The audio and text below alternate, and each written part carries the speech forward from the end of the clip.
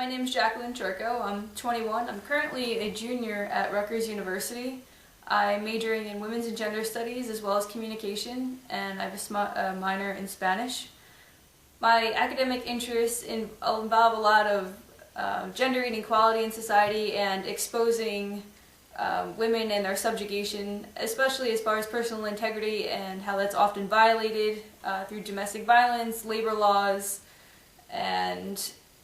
in foreign countries as well. I'm very interested in Spanish-speaking countries and women's place in society, as well as across the globe, and I'd really like to be able to put all my majors together and work for an organization that works towards women, whether it be governmental or nonprofit, and help women gain their place in society and have their voices heard.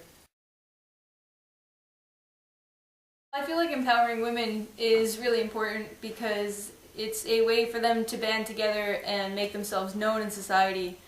whereas we tend to fall by the wayside and we're overpowered by the masculine tokens who do have platform, whereas we need to gain our own as far as personal integrity goes, and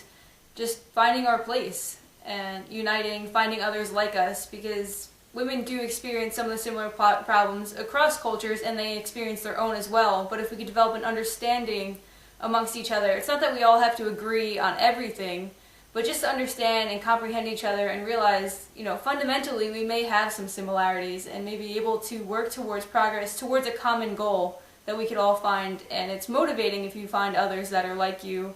and feel like you have a leg to stand on.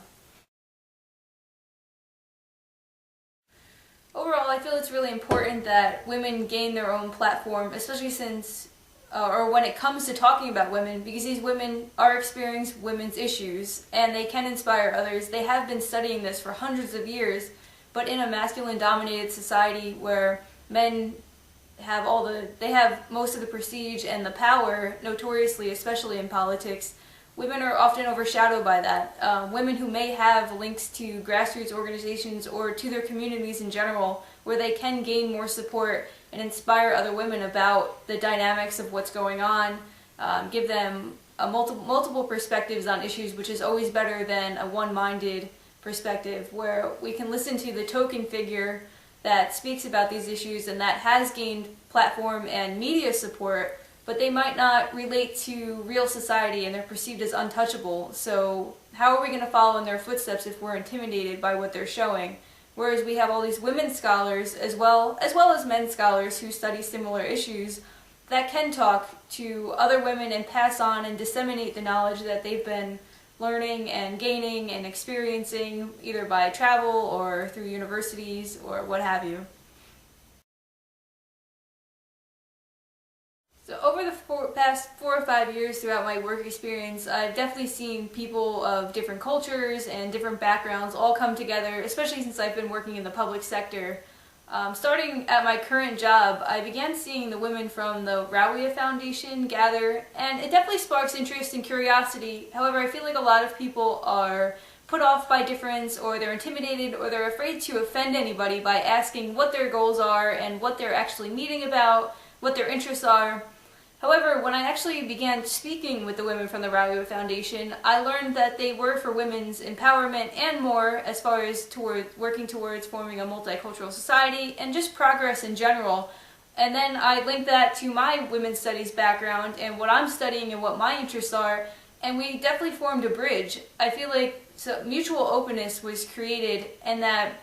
if I had never taken that step or they never received my approach and we began speaking on a person-to-person level, that's an opportunity lost right there. It's an opportunity to build a bridge that was never taken, whereas we can work together, whether we have different interests or not. Foundationally, it's for progress in society, especially progress for women. And to be able to relate to somebody and gain a different perspective on what they're focused on and what the knowledge they've collected over the years and what I can contribute as well is truly an amazing bond, and I believe it can't be broken. And it's all about, a lot of it deals with networking and just expanding your own knowledge and your own experience, and it's a great way, it's a great opportunity. I truly find the foundation of Shaykha Fest to be inspiring, especially that it's happening on American soil, as it's women from all cultures all across the world coming together to discuss the contributions of other women to society and to the progress of what we've seen so far. It emphasizes that in our current American society, how open to diversity we are